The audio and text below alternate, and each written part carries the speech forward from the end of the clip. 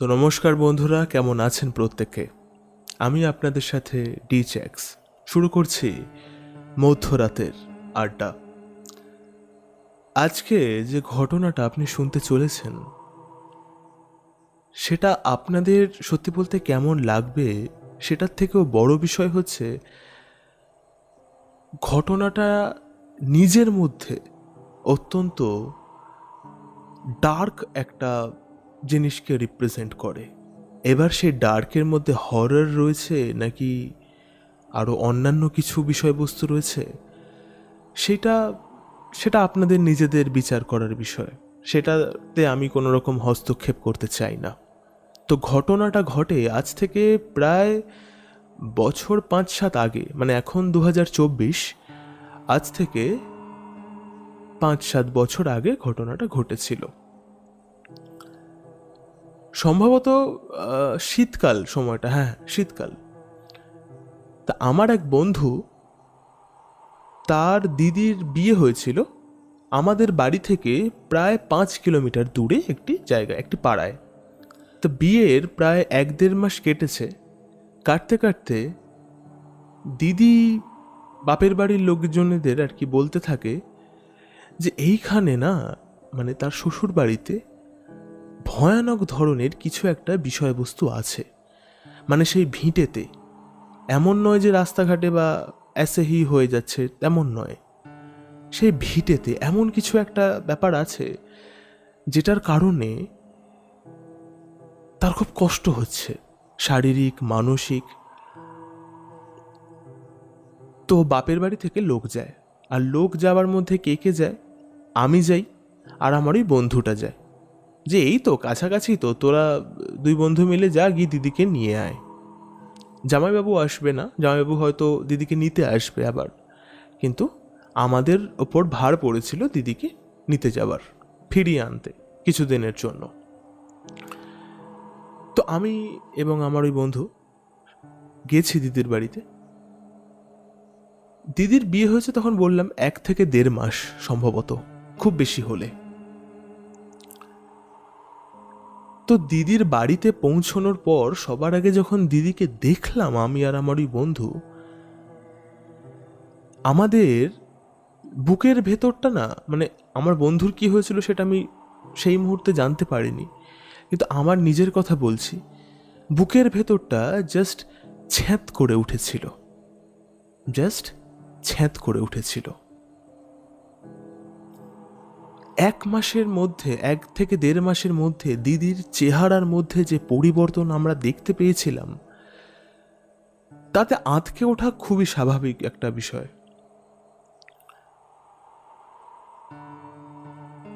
যখন বিয়ে হয় দিদি তখন বেশ হৃষ্টপুষ্ট, গায়ের রং যে একদম খুব বেশি ফর্সা এমনটা নয়, কিন্তু বেশ সুন্দর, একটা সোনা সোনা গায়ের রং, মানে একটা শ্যাম বর্ণতার মধ্যে একটা চকচকে একটা সোনা সোনা ব্যাপার থাকে না, তো সেরকম একটা সুন্দর বেশ, মানে দেখে বড় ভালো লাগতো, বড্ড স্নিগ্ধ লাগতো, মানে দিদি দিদি ব্যাপারটা আর কি যাদের মধ্যে থাকে, তো সেরকম লাগতো। কিন্তু ওই যে 1-1.5 মাস পর যখন দিদিকে আনতে গেলাম, যে রূপ দিদির দেখেছিলাম তাতে আমরা আমরা আশা করিনি যে ওরকম কিছু দেখতে হবে আমাদেরকে। তো আমরা যখন বাড়ি থেকে বেরোচ্ছিলাম দিদির বাড়িতে যাবার জন্য, তখন দিদিকে ফোন করে দেওয়া হয়েছিল, মানে জানিয়ে দেওয়া হয়েছিল যে আমরা আসছি, সে যেন ব্যাগটা গুছিয়ে রাখে, রেডি থাকে মোটামুটি। তা আমরা যেতে দিদি বলল যে তার খাওয়া দাওয়া আর কি হয়ে গিয়েছে, আমাদের একটু মিষ্টি টিষ্টি দিল। তো তারপরে আমরা আর কি বেরোবো। মিষ্টিটা আমি আর আমার বন্ধু মুখে দিয়েছি, মিষ্টির মধ্যে যে অত তেতো একটা তিতকুটে ব্যাপার থাকে আমি জীবনেও সেটা কোনোদিনও ফিল করিনি। আমি মিষ্টি খেতে বড় একটা ভালোবাসি না, কিন্তু তবুও কিন্তু তবুও, যে মিষ্টি খেতে ভালোবাসে না তার মুখে মিষ্টি খেলে যে তিতো লাগবে এমনটা তো নয়, তাই না? মিষ্টিটার মধ্যে মানে সাংঘাতিক তিতো একটা ভাব।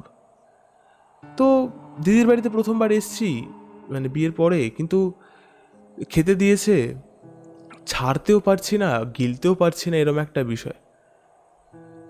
তো কোনো রকমভাবে 2 টুকরো মতন মুখে দিয়ে তারপরে আর একটুখানি অবশিষ্ট ছিল, সেটা আর খেয়ে উঠতে পারিনি, কিন্তু আমার বন্ধুটা পুরোটাই খেয়ে নিয়েছে। ভালো কথা। দিদিকে নিয়ে বাড়ি আমরা ফিরে আসি। ফিরে আসতে আসতে একটা ঘটনা ঘটে। আমরা এখান থেকে কি করেছিলাম, আমি আর আমার ওই বন্ধুটা একটা দাদার অটো আমরা ভাড়া করেছিলাম, যে অটো করে চলে আসবো নিয়ে। বেশি দূর তো নয়, অটো ভাড়া নিয়ে গেছি দুজন মিলে। ফেরার সময় দিদিকে পেছনে বসে, পেছনে আমার আর আমার বন্ধুটা বসবে, আমি সামনে বসে বা কোনো একটা জায়গায় বসে অটো চলে আসবো, বাড়ি ফিরে আসবো। অটো করে যখন দিদিকে নিয়ে আসছি, মানে যখন ওই বাড়ি থেকে বেরোচ্ছি, মানে অটোতে উঠছি, যখন দিদির শ্বশুর বাড়ি থেকে বেরিয়ে, দিদির শ্বশুর বাড়ির ভিটে থেকে বেরিয়ে যখন অটোতে উঠছি, সেই সময় একটা ঘটনা ঘটে। দিদি নর্মালি হেঁটে বেরিয়ে আসছিল, কিন্তু ভিটেটা পেরোনোর পরেই হঠাৎ করে না ওর চোখ মুখের মধ্যে একটা অদ্ভুত, মানে একটা পরিবর্তন লক্ষ্য করলাম আর কি। কেমন যেন একটা, মানে কোনো কিছুকে ছেড়ে আসছে, মানে কোনো প্রিয় প্রচণ্ড জিনিসকে ছেড়ে আসছে। বুঝতে পারলাম না মানে ব্যাপারটা কি হলো। অটোতে আস্তে আস্তে আমার বন্ধুটা আর দিদি পেছনে বসেছে, আমি সামনে বসেছি অটোওয়ালা দাদার পাশে, পাশের যে সিটটা থাকে বাঁ দিকে, সেদিকে আমি বসেছি। আর অটোর ওপর দিকে না এরকম একটা আয়না লাগানো ছোট দিকে, মানে পেছনে আর কি ব্যাক ভিউ করার জন্য। তো সেই আয়না দিয়ে চোখ পড়ছে বারবার, আর বন্ধু এবং বন্ধুর দিদিকে আমি দেখতে পাচ্ছি। হঠাৎ করে, মানে বেশ খানিকটা এসছি, প্রায় 1-1.5 কিলোমিটার মতন ধরুন এসছি। আসার পরে হঠাৎ করে আমার ওই মিরারে চোখ পড়তে, মানে পেছনের মিরারে চোখ পড়তে আমি দেখলাম দিদির চোখ দুটো, সবার আগে চোখ দুটোই দেখলাম। বুকটা না ছ্যাঁত করে উঠেছিল। চোখ দুটো টকটকে লাল, অমন লাল চোখ। আমি অনেক ছেলেবেলা থেকে অনেক জলে ঝাপাঝাপি করেছি, জলে ঝাপাঝাপি করলে চোখ লাল হয়। ইভেন আমি এরকম অনেক নেশাখোর মানুষকেও দেখেছি, দাদু কাকু যারা রাস্তা দিয়ে টলতে টলতে যাচ্ছে, তাদের চোখও নেশা করে লাল হয়, কিন্তু সেই রকম লাল নয়। এই যেন একদম তাজা লাল, মানে সিঁদুরে লাল চোখ। আমি সিঁদুরে লাল হতে ওরকম প্রথমবার দেখেছি। তো আমি ওরকম চোখটা দেখেছি, আর ওই চোখ দুটো সোজা ওই মিররের ভেতর দিয়ে, ওই আয়নার ভেতর দিয়ে তাকিয়ে আছে আমারই দিকে। মানে আয়নার দিকে তাকাতেই তার চোখ দুটো আমার চোখে পড়েছে, মানে একদম সোজাসুজি আমার দিকেই তাকিয়ে আছে। আর মুখটা অদ্ভুত রকম কেমন একটা কালশিটে ভাব ক্রিয়েট হয়ে গেছে যেন মুখের মধ্যে। আমার বন্ধুটাও পাশে বসে বুঝতে পারছি যে ও একটু অস্বস্তি বোধ করছে। ও বারবার না এরকম সরে সরে সরে সরে যাওয়ার চেষ্টা করছে, কিন্তু পেছনের ওইটুকুর জায়গার বাইরে আর কোথায় যাবে। তো কোনো রকম আমি আস্তে আস্তে অটোওয়ালা দাদাটাকে বললাম যে তুমি একটু তাড়াতাড়ি চলো, হ্যাঁ একটু তাড়াতাড়ি যাবার বিষয়বস্তু আছে কিছু। তো সে এগোতে শুরু করলো, মানে তাড়াতাড়ি তাড়াতাড়ি চলে এসছে। আসার পরের থেকে দিদির বাড়িতে যখন দিদি এলো, সেই দিন ঠিক রাতের বেলা থেকে জিনিসটা শুরু হয়। রাতের বেলা নর্মালি খাওয়া দাওয়া করে শুয়েছে, ওরা শুয়েছে কীরকম ব্যাপারটা, দিদি আর দিদির মা একসাথে একটা খাটে শুয়েছে, একটা ঘরের মধ্যেই দুদিকে দুটো খাট পাতা। একটা খাটের মধ্যে দিদি আর দিদির মা শুয়েছে, আর একটা খাটের মধ্যে শুয়েছে আমার বন্ধুটা আর বন্ধুটার বাবা, ছেলে যেহেতু, তো ওখানে শুয়েছে। আর এই ঘরের বাইরে ছোট্ট একটা ঘর আছে, সেই ঘরে একটা চৌকি পাতা থাকে, সেই চৌকিতে থাকতো হচ্ছে আমার বন্ধুর দাদু এবং ঠাকুমা। তখন দাদু ঠাকুমা দুজনেই বেঁচে ছিলেন। তো রাত্রেবেলা কাকিমা শুয়েছে দিদির সাথে যে খাটে, প্রায় মধ্যরাতে, সম্ভবত 2-2:30 এরকম হবে। কাকিমা হঠাৎ চমকে উঠে খাটের ওপর বসে পড়ে। একটু ডাকাডাকি করার চেষ্টা করে, কিন্তু গলা তখন তার ধরে গেছে, সে মানে ভালোভাবে ডাকতে পারছে না। কি গো, কি গো, এরম ভাবে ডাকছে, এরম তার কণ্ঠস্বর। তো ওইরকম ব্যাপার স্যাপার হওয়ার পর আমার বন্ধু এবং বন্ধুর বাবা আর কি ধর্মড়িয়ে ওঠে এক সময়। লাইট জ্বালানো হয় ঘরের।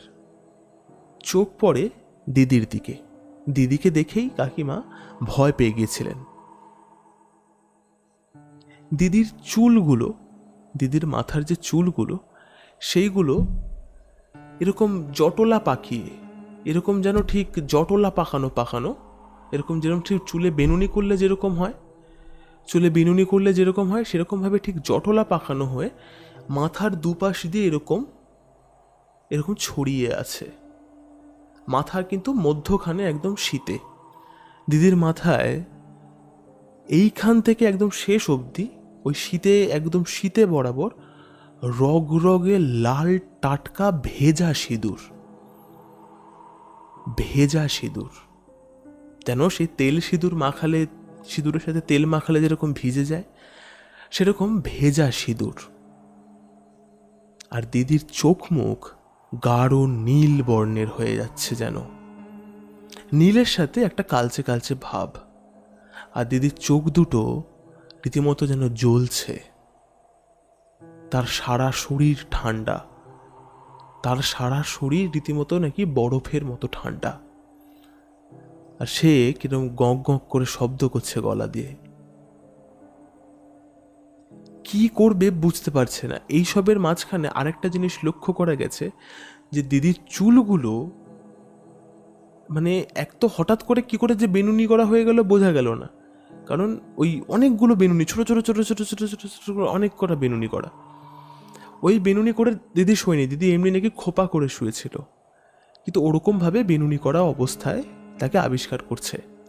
সেটা না মেনে নেওয়া গেল, শুয়ে শুয়ে অন্ধকারে কোনোভাবে সে বেনুনি করেছে, কিন্তু অত নিখুঁত বেনুনি, এখানে অনেক প্রশ্ন চলে আসে যে সঠিক এবং নির্ভুলতার।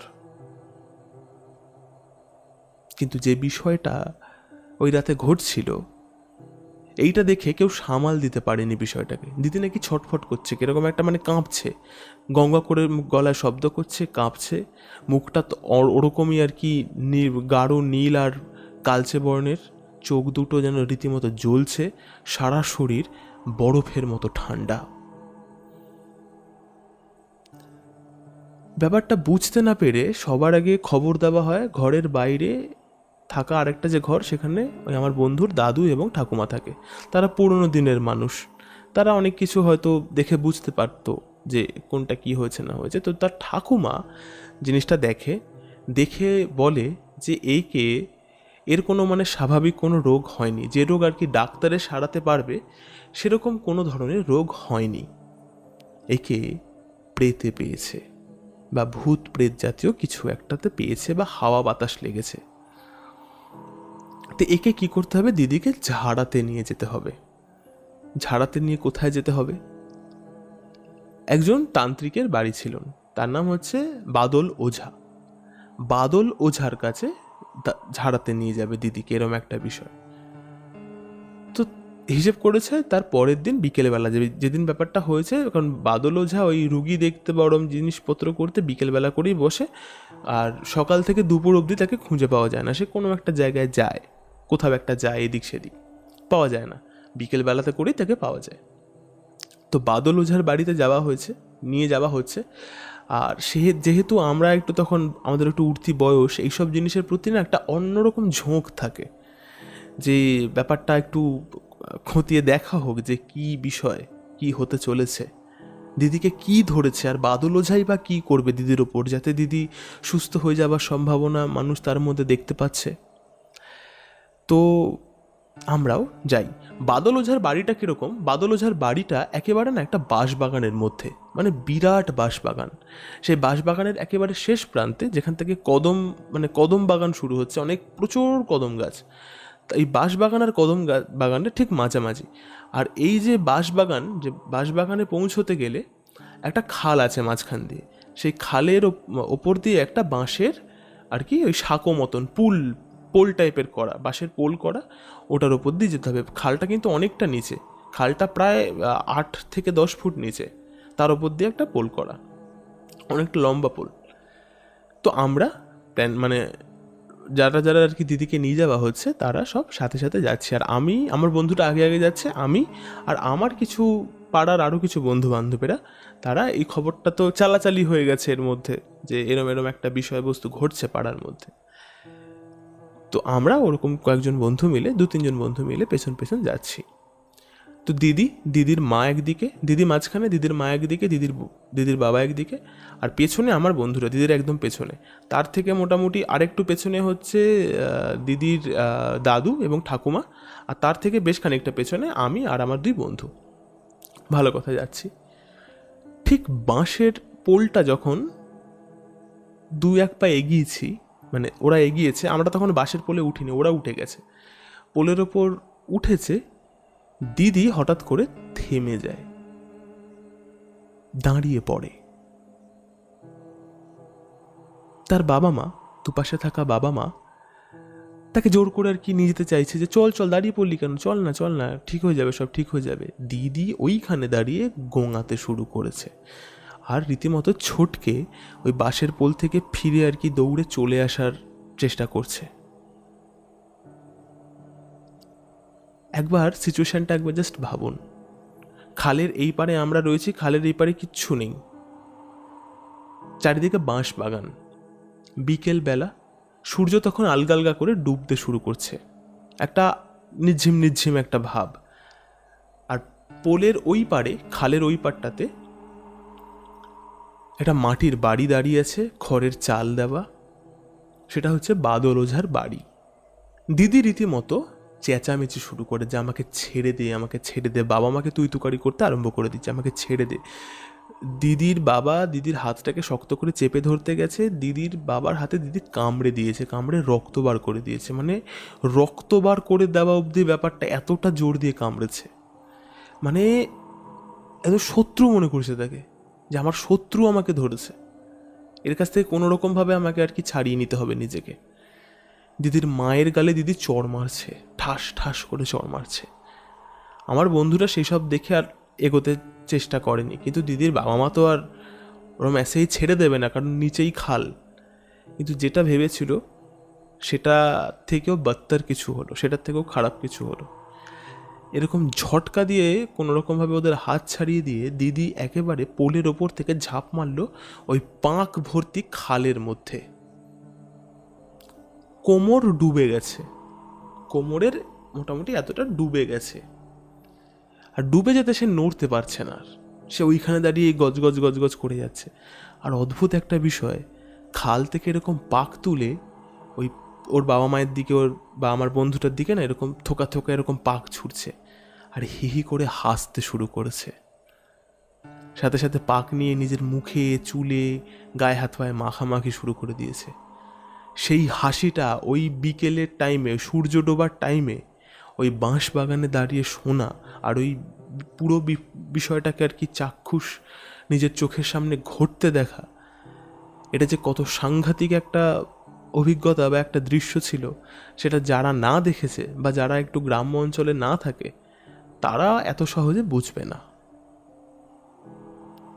দিদি রীতিমতো পাক ছুঁড়ছে আর চেঁচামেচি করছে, হাসছে, গালিগালাজি দিচ্ছে। যেই দিদির মুখে আমরা কোনোদিনও গালি শুনিনি ছোটবেলা থেকে, সে দিদি গালাগালি করছে, চেঁচি হেসে হেসে বলছে, তোরা আমাকে কি ধরবি, তোরা আমাকে ওঝার কাছে নিয়ে আসতে চাস, ব্লা ব্লা ব্লা, বিপ বিপ বিপ বিপ, ও আমার কি করবে, ও আমার কি ছিড়বে, এরম টাইপের কথাবার্তা আর কি বলছে, আর পাক ছুটছে আর হাসছে।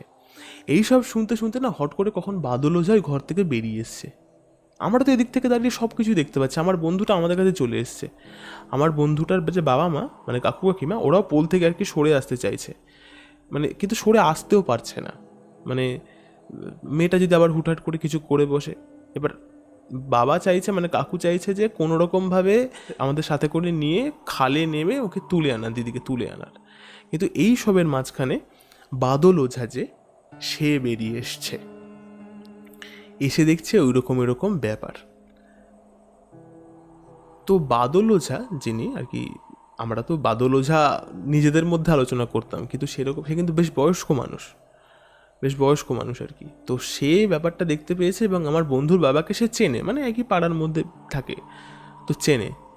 বলছে, কিরে তোর কি মেয়ের কি অবস্থা? বলছে, দেখো না দাদা, এই অবস্থা, তুমি কিচ্ছু একটা করো, তোমার কাছে নিয়ে আসছিলাম, আর তোমার কাছে নিয়ে আসতে গিয়েই এই ঘটনাগুলো ঘটলো।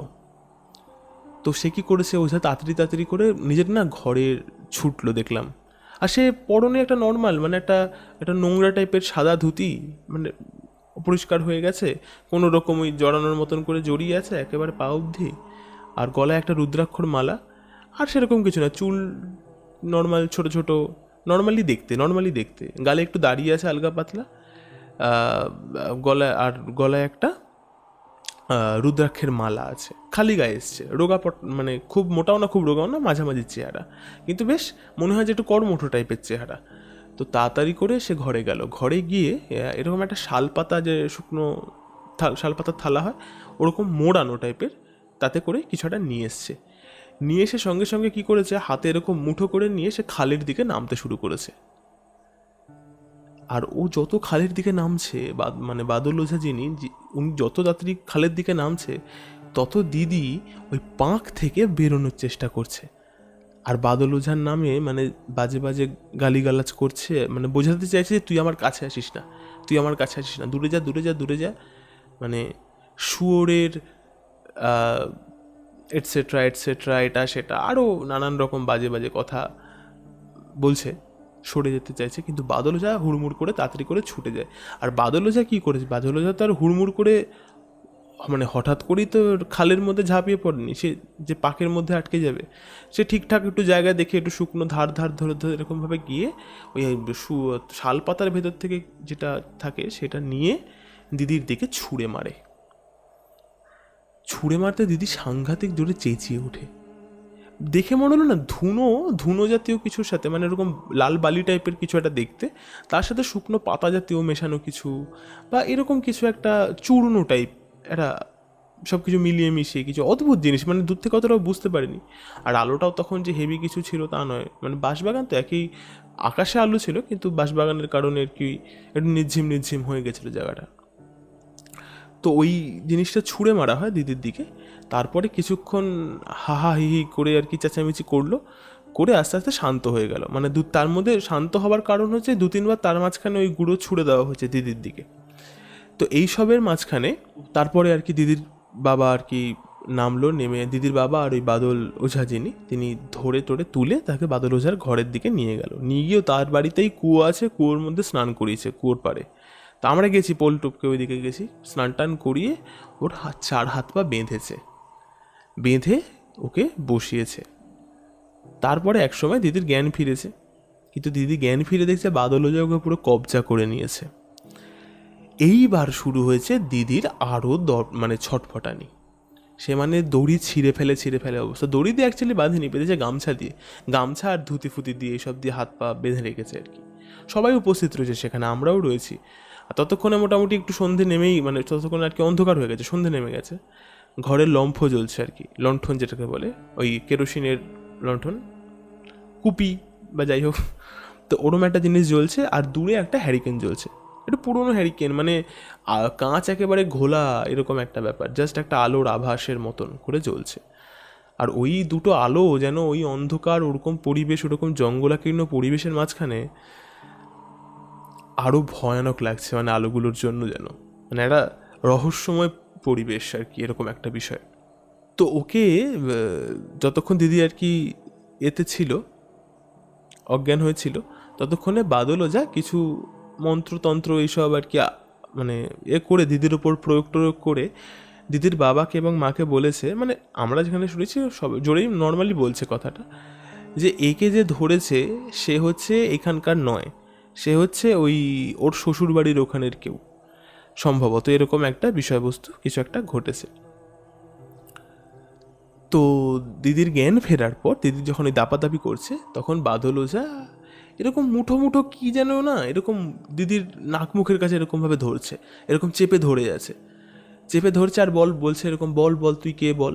আর দিদি এরকম চেঁচামেচি করছে যে না আমি বলবো না, দেখি তুই কী করতে পারিস, এরকম করছে। আর ওই যে মুঠোটা যেটা মুখের কাছে চেপে চেপে ধরছিল, মুঠোর মধ্যে কিছু ছিল গুঁড়ো গুঁড়ো টাইপের, ওইগুলোকে এরকম আগুনের মধ্যে করে ফেলছে। আর যখনই আগুনের মধ্যে করে ফেলছে, দিদি হইচই হইচই করে উঠছে, বিরাট চেঁচামেচি করছে আর কি, ছেড়ে দে ছেড়ে দে, আমাকে ছেড়ে দে, তুই আমাকে ধরে রাখতে পারবি না, আমাকে কেন মারছিস, আমার খুব কষ্ট হচ্ছে।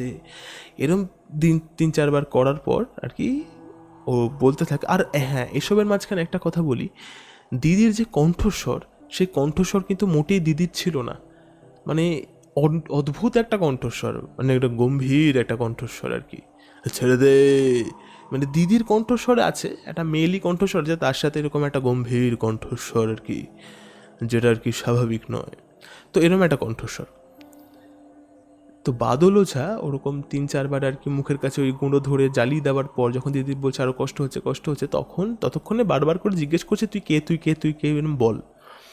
তো এরকম বেশ কয়েকবার করার পর দিদি সহ্য না করতে পেরে তারপর বলে যে ওকে, ব্যাপারটা হচ্ছে ছায়া নামে কেউ একজন আর কি দিদির ওপর ভর করেছে, ঠিক আছে। তো ছায়াকে, তো বলছে ছায়াকে সেটা পরে আর কি বলছে। তো এইসবের মাঝখানে আর কি বাদল ওঝা বলছে তুই ওকে ছেড়ে দে, ও তো কোনো দোষ করেনি তোর। বলছে না, ও দোষ করেছে। ও কি দোষ করেছে?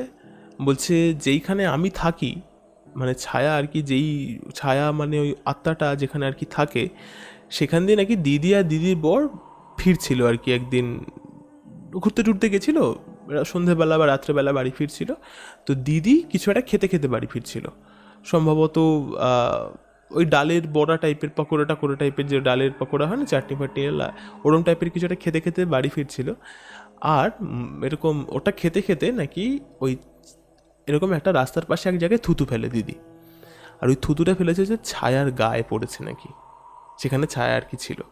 তো তারপরেই দিদিকে ছায়া পাকড়াও করে।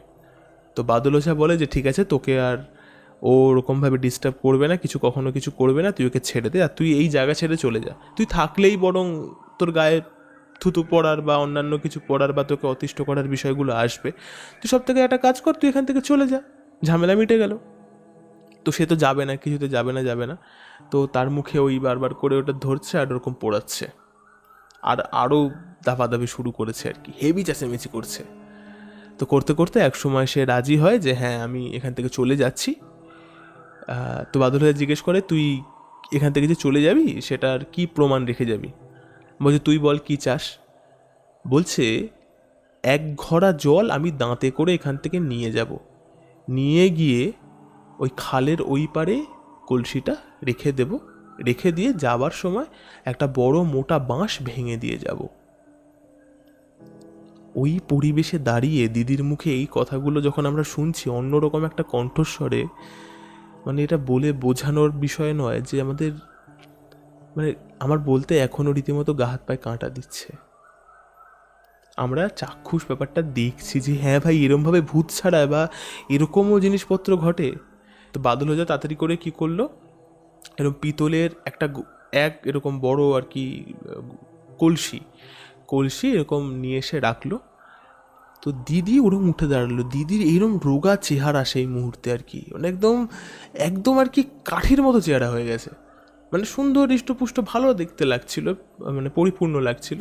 হঠাৎ করে এরকম রোগা হয়ে একদম চোখ মুখ ঢুকে গেছে, হাত পা এরকম সরু সরু হয়ে গেছে, ওই রকম লিকলিকে চেহারা নিয়ে দিদি দাঁতে করে ওই কলসিটাকে এরকম তুলেছে, এরকম দাঁতে এরকমভাবে কলসিটাকে চেপে এরকম তুলেছে। সেই কলসি নিয়ে দিদি হেঁটে যাচ্ছে ওই পুলের ওপর দিয়ে, ওই কাঠের ওই বাঁশের পুলটার ওপর দিয়ে, পোলের ওপর দিয়ে হেঁটে হেঁটে গিয়ে কলসিটাকে রাখলো। তারপরে খানিকক্ষণ বাদে আর কি দেখলাম, মানে আমরা তো ঘরের দিক থেকে দেখছি, কলসিটা রাখার ঠিক পর মুহূর্তেই দিদি না অজ্ঞান হয়ে মাটির ওপর পড়ে গেল কিরম একটা এরো করে। আর ঠিক তার ঠিক 5 থেকে 10 সেকেন্ডের মধ্যে আমরা একটা শব্দ পেলাম খানিকটা দূরে, একটা বাঁশ মড়মড় করে ভেঙে পড়ছে আর কি, বাঁশ ঝাড়ের মধ্যে দিয়ে যেরকমভাবে বাঁশ পড়লে যেরকম শব্দ হয়, জানি না সবাই শুনেছে কিনা, তবে মফস্বল বা গ্রামের দিকে যারা থাকে তারা বেশ ব্যাপারটা ভালো জানে। একটা ঝুরমুর ঝুরমুর ঝুরমুর শব্দ হতে হতে এরকমভাবে বাঁশটা পড়ে। অনেক এরকম কঞ্চি শুকনো পাতা বা বাঁশ পাতা তো খসখসে হয়, তো সেগুলোকে ভেদ করে যখন ওটা পড়ে তখন অনেক শব্দ হয়। তো এরকম ব্যাপার হলো। তো দিদির ওখান থেকে চলে এসছে, হ্যাঁ, এবং পরে জানা গিয়েছিল যে ছায়া নামে যার কথা বলা হচ্ছে সে সত্যি এরকম ছিল, যার মোটামুটি মৃত্যু হয়েছিল আর কি, একটু অপবিত্র টাইপের মৃত্যু হয়, কোনো অ্যাক্সিডেন্ট রিলেটেড একটা মৃত্যু হয়। তো সেটা হয়েছিল হচ্ছে 9 থেকে 10 মাস আগে, মানে এখনও 1 বছরও কমপ্লিট হয়নি। তো সেইখানেই দিদি ভুল করে থুতুটা ফেলে দিয়েছিল। আরেকটা কথা, আমরা কয়েকজন বন্ধু মিলে একদিন খেলতে খেলতে কী উৎসুকতা উঠেছে, আমরা সেই বাঁশ বাগানে গেছি যে চল দেখে আসা হোক সেদিনকে কীরকম একটা বাঁশ ভেঙেছিল, যে বাঁশটা ভেঙেছিল সেই বাঁশটাকে দেখে আসি বলে বিশ্বাস করবেন কি না আমি জানি না, একটা এইরকম মোটা বাঁশ, এইরকম মোটা একটা বাঁশ বিরাট, আর ওখানে বাঁশবাগান মানে সাংঘাতিক বাঁশবাগান, ওখানে মানে প্রাচীন প্রাচীন বাঁশ রয়েছে আর কি ওইখানে, এত মোটা মোটা বাঁশ। এইরকম একটা মোটা বাঁশ ঠিক তার মধ্যখান থেকে এরকম দুমড়ে একেবারে আলাদা হয়ে যায়নি, বাট দুমড়ে আর কি ভেঙে মাটির মধ্যে এরকম এরকম এরকম শেপ হয়ে পড়ে রয়েছে, এরকম ছিল, এরকম ভেঙে এরকমভাবে পড়ে রয়েছে। আমরা দেখে জাস্ট চমকে গেছি। এরপরেও প্রায় 2-3 মাস মতন দিদি এই বাড়িতেই ছিল। জামাইবাবু যে ছিলেন তিনি এইখানেই আসতেন, প্রত্যেক দিন একবার করে সন্ধেবেলা কাজ থেকে ফেরার পরে সন্ধেবেলা একবার করে আসতেন, এসে দেখে টেকে যেতেন, মাঝে মাঝে এখানেই থেকে যেতেন। এই ঘটনাগুলো পরে আমরা দিদিকে বলি যে এরকম এরকম বিষয়বস্তু জানিস তো তুই করেছিলিস। তখন শুনে সে বিশ্বাসই করতে পারছে না, বলছে ধুস এসব আমি করেছি নাকি, আমার দাঁতে অত জোর আছে একটা কলসি টেনে নিয়ে যাবার মতন। বলছে এক ঘটি জলই হয়তো আমি এরকম দাঁতে করে তুলতে পারবো না, ভারী হয়ে যায়। তো একটা জিনিস ভাবুন, ব্যাপারটা কতটা সাংঘাতিক, কতটা সাংঘাতিক।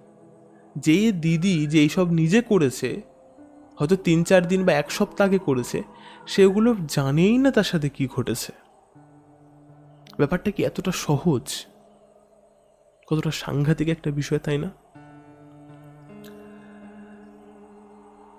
তো প্রত্যেককে বলার আর কি, আপনারা সাবধানে এদিক সেদিক থুতু টুতু ফেলবেন, আপনি যেখানে সেখানে থুতু ফেলবেন না, বা যেখানে যেটা করা উচিত নয় সেখানে সেটা করবেন না, একটু সাবধানে চলবেন। হয়তো আমরা আধুনিকতার বশবর্তী হয়ে অনেক কিছুকেই ফু দিয়ে বা জাস্ট তুড়ি দিয়ে উড়িয়ে দিই, কিন্তু কিছু কিছু জিনিস, কিছু কিছু প্রাচীন পুরনো ধারণা বা কিছু জিনিস হয়তো কোথাও না কোথাও লুপ্ত হতে হতে ওঁত পেতে বসে থাকে। সেই বিষয়ে আপনাদের সাবধান হওয়া উচিত। নট অনলি আপনাদের প্রত্যেকের সাবধান হওয়া উচিত যে যেখানের জন্য যেটা নয় সেখানের জন্য সেটা নয়। যস্মিন দেশে যদাচার।